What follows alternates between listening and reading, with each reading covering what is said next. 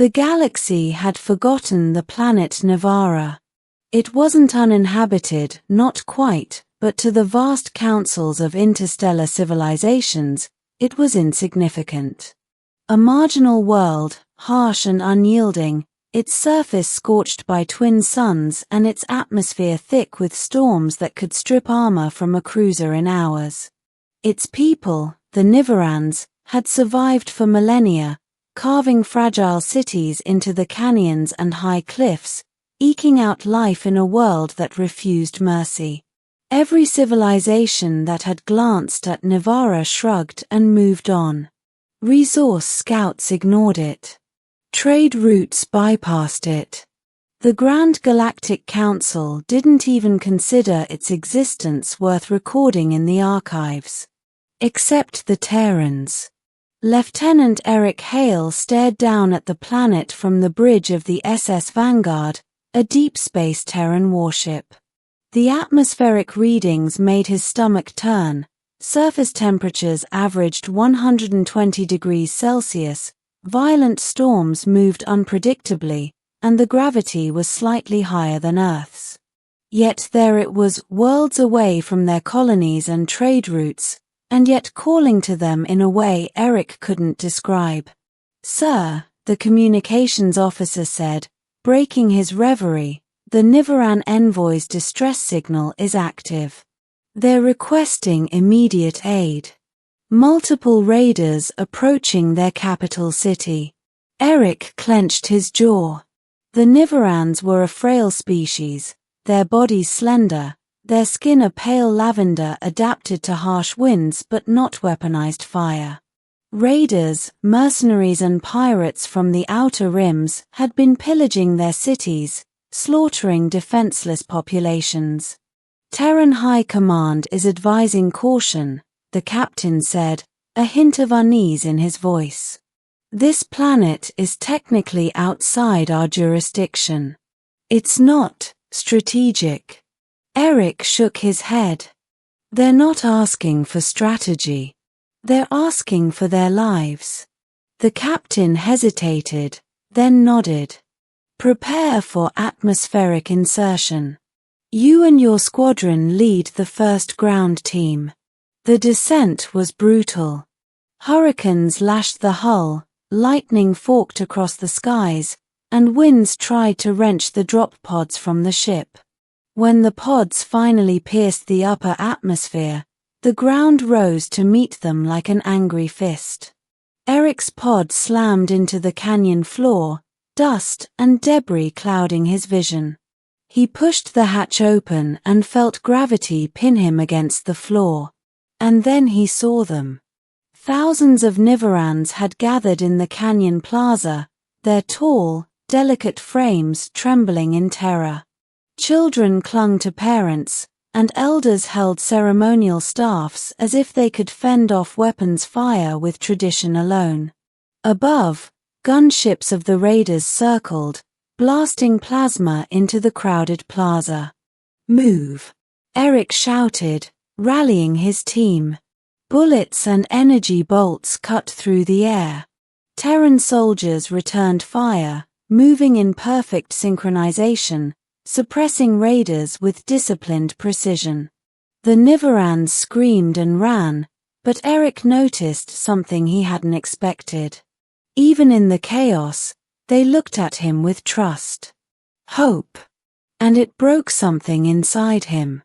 The battle lasted hours. The Terrans deployed drones and field shields, protecting the fleeing civilians. Eric led strike teams through narrow canyon passes, cutting off raiders, rescuing trapped families, and holding choke points that would have otherwise been impossible. At one point, a raider charged with a flamethrower toward a cluster of children. Eric didn't hesitate. He tackled the mercenary, rolling him into a shallow ravine, pinning him while his squad eliminated the rest. When the fires were finally doused and the last raider was captured or killed, the Niverans gathered around the Terrans, not with weapons, but with offerings. Small crystals that glowed faintly, herbs, and fruits from their scarce crops. One of the elders, her skin pale lavender and eyes shimmering with tears, stepped forward. "Terrans," she said, her voice trembling. "We have been ignored for centuries. Every empire has passed us by. Every fleet has deemed us unworthy. And yet, you came." Eric knelt slightly, unsure of what to say. "You protected our children," the elder continued. "You faced storms we cannot endure, fought enemies we cannot stand against, and risked your lives when nothing was asked of you." He shook his head. "It's our duty. Every life matters." The Niverans looked at him as though he had spoken some sacred truth. "No civilization before you has chosen to defend us. Not the trade guilds, not the Galactic Council, not even the neighboring systems. They judged us expendable. But you," her voice cracked, "you judged us worthy." Months passed. The Terrans established temporary bases on Navara, training local militia, building shields, and repairing what little infrastructure remained. The Niverans adapted quickly, learning human tactics, their innate agility and resilience making them formidable allies in ways the Terrans hadn't anticipated. But something else grew, something unspoken but profound. Mutual respect. Trust. Bonds forged in fire and blood. Eric found himself walking among the Niverans late one evening, watching children play under the dim light of twin moons. One of the girls, no more than 8 cycles old, ran toward him, giggling. "You saved us," she said simply. "I try," Eric replied, kneeling so they were eye level. "You're like a hero in our stories now," she said, smiling. Eric laughed softly. "I'm not a hero. I'm just a Terran who didn't ignore the small and defenseless." Her smile widened. "Then maybe all Terrans are heroes."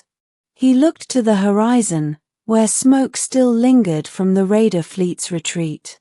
"Not all," he said quietly, "but some will always choose to fight for the right side."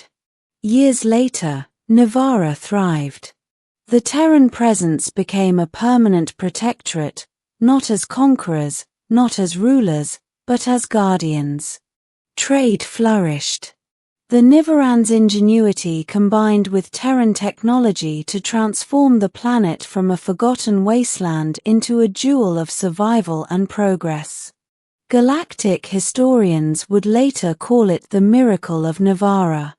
But those who had been there, Eric among them, knew the truth. It wasn't miracles. It was choice. The Terrans had chosen to fight when no one else would. To risk life for those deemed unworthy. To defend not for profit, not for politics, but because it was right. The galaxy had ignored Navara. Every empire had. Every council, every fleet. All civilizations ignored them until Terrans chose to defend them. And once the Terrans made that choice, the galaxy remembered. Because on Navara, the Terrans were not strangers, not mercenaries, not invaders. They were family. And family never abandons the defenseless. Eric Hale stood on a high plateau overlooking a restored Niveran city. The twin suns of the planet had returned to their brilliant, merciless shine, but he felt no fear. Behind him, Niverans were rebuilding, thriving, laughing. Beside him, human engineers and soldiers worked shoulder to shoulder with the locals. He breathed deeply. For once, the universe felt right. And he knew that, somewhere in the vast councils of the stars, those who had ignored Navara would take note. Some things, like courage, loyalty, and choice, could not be ignored forever. The legend of the Terrans and Navara had begun. and it would endure across generations.